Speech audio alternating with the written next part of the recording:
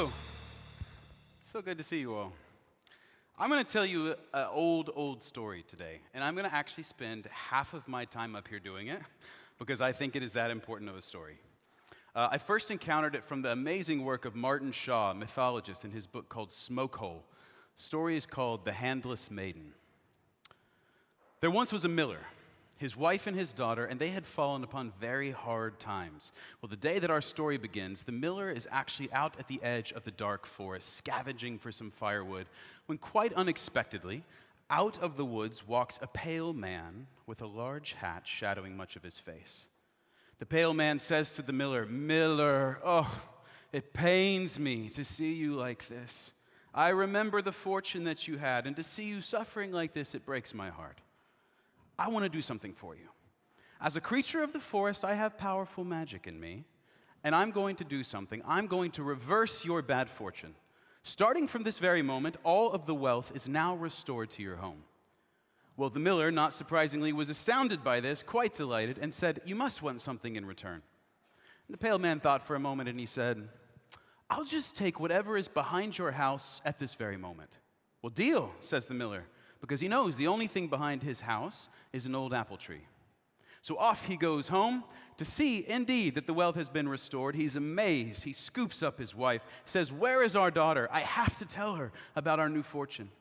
And the wife says, "She's where she always is, under the apple tree, behind the house." And it's exactly at this moment that the miller realizes exactly what deal he has struck. The day came, the pale man emerged from the woods. The daughter had received the news soberly. She went and stood beneath the apple tree, and she drew a chalk circle around herself. And there she stood, defiant in his face. And it turns out he couldn't touch her.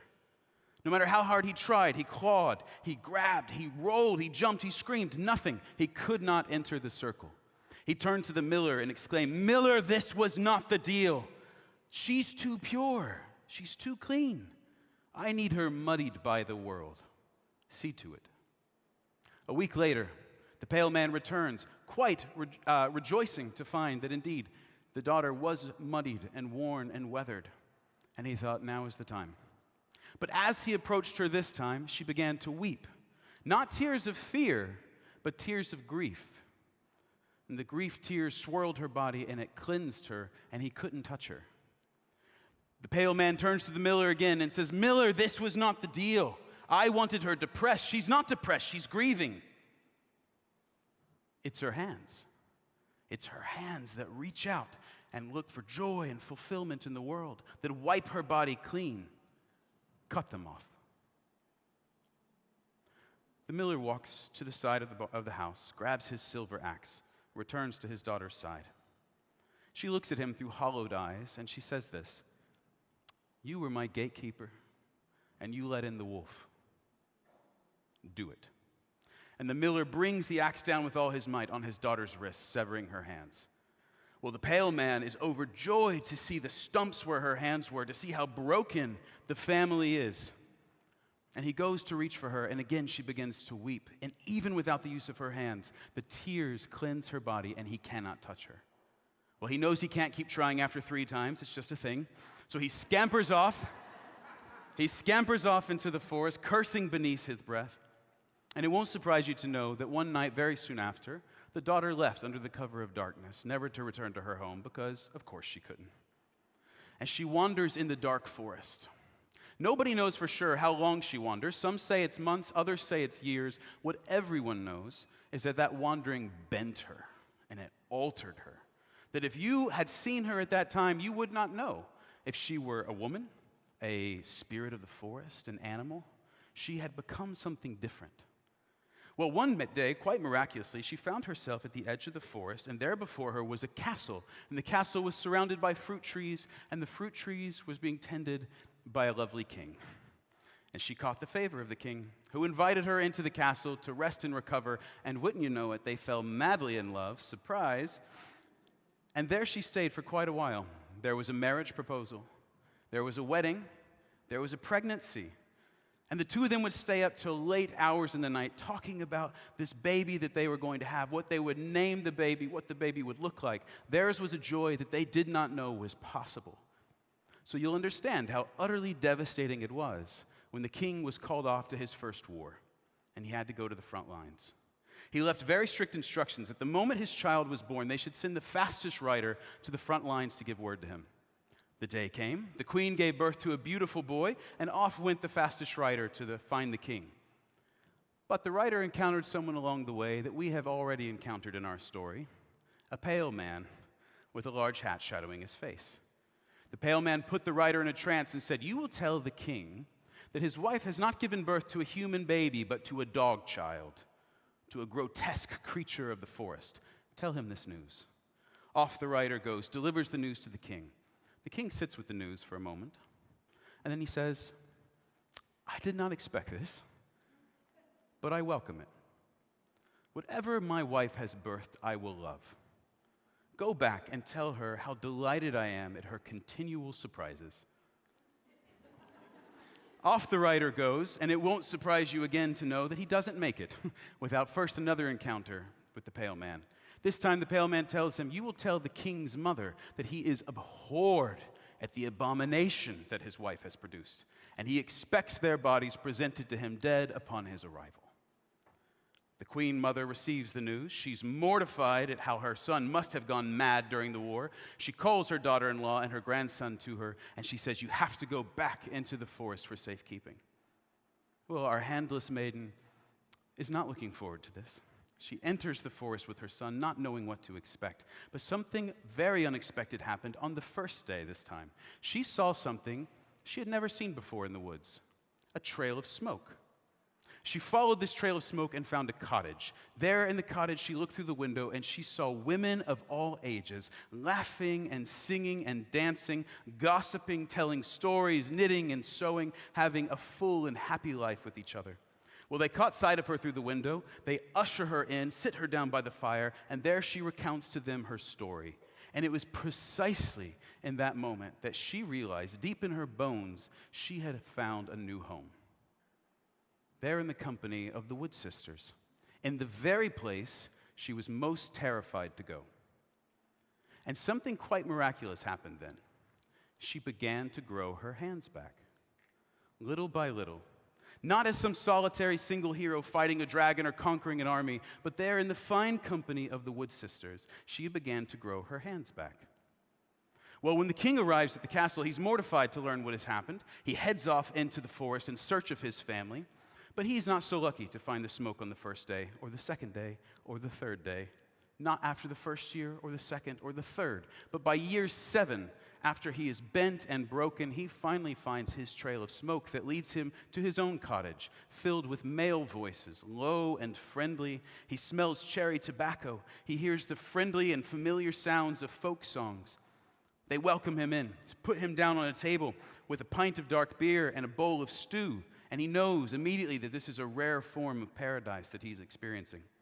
And he says to them, "Have you heard of a woman and a child out this way?" And they say, "Oh, we have.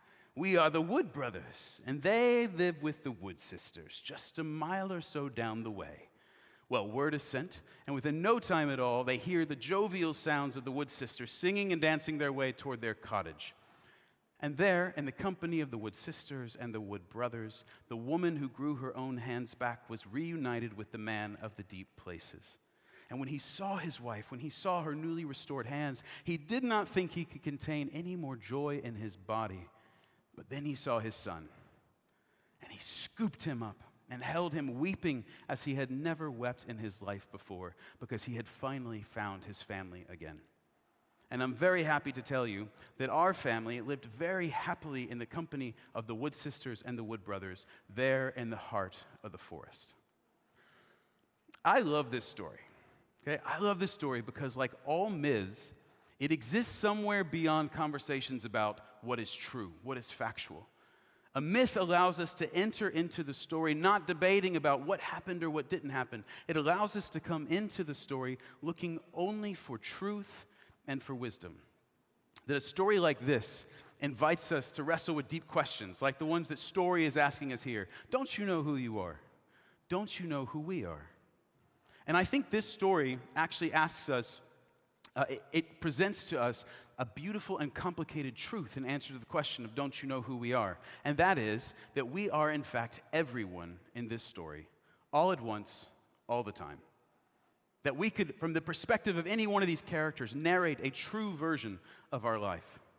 When, like the maiden, have we had our hands cut by silver axes? When have we had to wander in the dark forest? When I first read this story in Martin Shaw's Smoke Hole, this is where I saw myself at first, in this story of the Handless Maiden. Because I too have had my hands cut. For 4 years in high school, I was terrorized by older boys. Never knowing exactly what was going to happen next, every day was filled with dread. They were the first ones that taught me sometimes the best way to endure something is just to comply. They were the first ones to whom I gave away my power, and I have spent years in the dark forest trying to find a way to get it back. And it would be very easy for me to live in this victim story because it tells me that I'm not responsible for what has happened. But there are more characters in this story. And I also see that I'm like the miller, and that I have allowed the words of others to wreak havoc on my life, that I have at times let in the wolf to gates I was in charge of keeping. That I've also been like the pale man, and I have deceived and I have tricked others for my own gain. But I've also been like the queen mother, and I have protected and I have shielded those that I cared for and that I loved. And like the king, that I have seen beauty in places that other people didn't. That I have believed in people who didn't believe in themselves. And a good story like this can hold all of it, right? It can hold all of us. And the question of this session is, don't you know who we are? But I think there's another question beyond that, which is, don't you know who we can be with one another? And the image that this story presents that answers this question for me is the Wood sisters and the Wood brothers. This is who we can be with one another. Community of tenderness, of affection, of mutual aid, of support, a place where we could actually grow our own hands back. And what I love in this story is that the place where she grows her hands back, the place where the Wood sisters live, it's not in some safe, sanctuaried fantasy land. She doesn't grow her hands back in the castle. She grows her hands back in the place that she was most terrified to go. And then it says that the time that she knew that she was finally at home was when she sat down by their fire and she recounted to them her story. And they listened. And that's the magic of story. Story shortens the distance between us. Story makes it possible for us to share with another the fullness of who we are at any given moment. And to also believe for ourselves that we can become something more than we are at any given moment. I have been very fortunate in my life to get to travel the world, especially in divided societies, where I have seen glimpses of the Wood sisters and the Wood brothers. I've been in Rwanda and South Africa, Israel, Palestine, Northern Ireland, and I've seen how this is true, that it's not a fantasy. In Taba, Rwanda, I met with women who had been brutalized and broken and bereaved by the genocide, had had unspeakable things done to them, and that they had almost given up on life until they began to dance together. Literally, that was it. They just began to dance together. But through the dancing, they began to take their power back. They began to take their joy back. They began to come back into their bodies. They almost began to actually grow their hands back, it seemed. In Israel, Palestine, I've seen former combatants who were literally trying to kill one another before, now embracing each other as brothers and sisters in service of a shared vision of a peaceful homeland. In U.S. prisons, I have seen men and women convicted of horrific harms who also have the capacity to create communities of education, mutual support, transformation, love. Because the Wood sisters and the Wood brothers are not some old story only. They are also a lived reality, and a reality that we are capable of creating at any time and in any place. And it is in service of that vision, of the Wood sisters and Wood brothers, that I have launched a new initiative into the world called Becoming Restoried, which is an online community of people that will gather weekly to restory their lives with curiosity and compassion in order to live lives of increased purpose.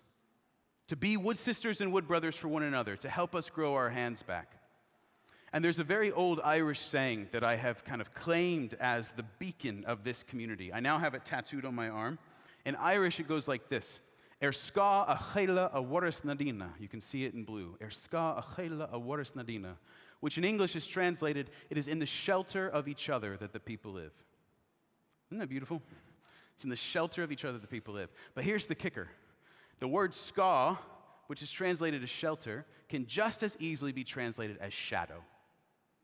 So the sentence could read, it is in the shadow of each other that the people live, which I think is magnificent because it tells us that we have a choice. We have a choice in the way we live with one another. We can, like the pale man, shadow and deceive and darken each other.